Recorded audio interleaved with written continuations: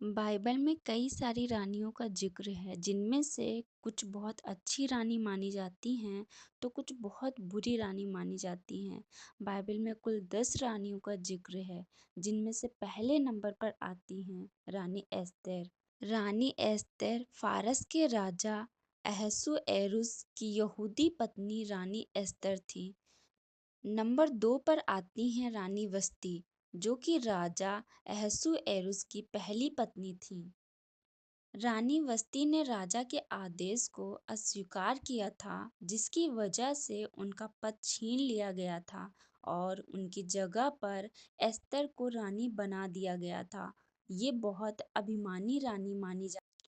Number 3 पर आती हैं सबा की रानी रानी सेबा। ये वही रानी हैं जिन्होंने राजा सुलेमान की परीक्षा करने के लिए इज़राइल की यात्रा की थी और रानी ने सुलेमान के ज्ञान और धन से प्रभावित होकर राजा सुलेमान को बहुमूल्य उपहार दिए थे। नंबर 4 पर आती हैं रानी इजेबेल।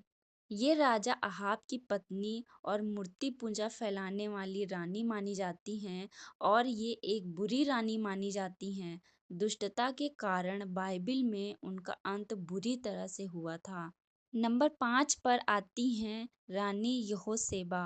राजा यहोराम की बेटी और यहूदा के राजा यहोयादा की पत्नी थी। उसने राजा योआस को बचाया और इज़राइल के इतिहास को बदलने में उनकी मदद की।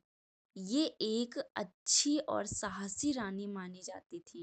नंबर 6 पर आती हैं अतल्याह, यहूदा की एकमात्र महिला शासक जो दुष्ट और अत्याचारी थी।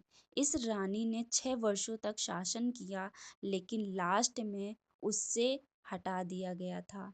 नंबर 7 पर आती हैं फारस की रानी नेहमाया। ये राजा अर्तछद की रानी थी। नंबर 8 पर आती हैं हेरोदियास। राजा हेरोदेस अंतिपास की पत्नी। रानी हेरोदियास वही रानी हैं जिन्होंने यूहन्ना बपतिस्मा देने वाले की मृत्यु की साजिश रची थी और उसे मरवा भी डाला था। नंबर 9 पर आती हैं रानी दुर्सिल्ला, रोमी गवर्नर फेलिक्स की यहूदी पत्नी।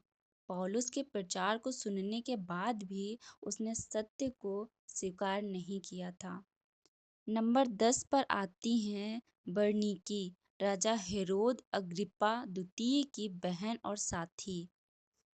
उसने पौलुस के मामले में भाग लिया लेकिन कोई फैसला नहीं किया। अगर आपको ये जानकारी अच्छी लगी हो तो हमारे चैनल को लाइक करें, सब्सक्राइब करें और वीडियो को शेयर करें। आप सबको जय मसीह की।